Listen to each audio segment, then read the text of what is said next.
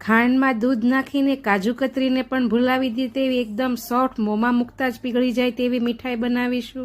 તેના માટે 3 વાટકા જેટલા સિંગદાણા અને 1.5 વાટકા જેટલી ખાંડ લઈ લઈશું। સિંગદાણાને શેકી લઈશું।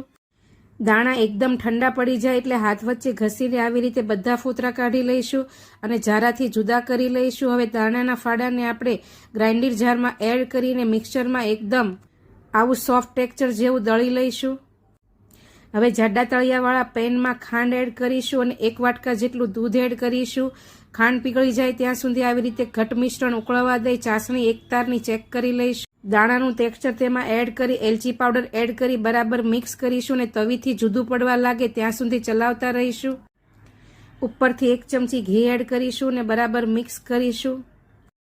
હવે મિશ્રણને થાળીમાં કાઢી લઈને આવી રીતે એકદમ સરસ એવું પતલું પાથરી લઈશું અને માપસરના પીસીસ કરી લઈશું। તૈયાર છે મીઠાઈ।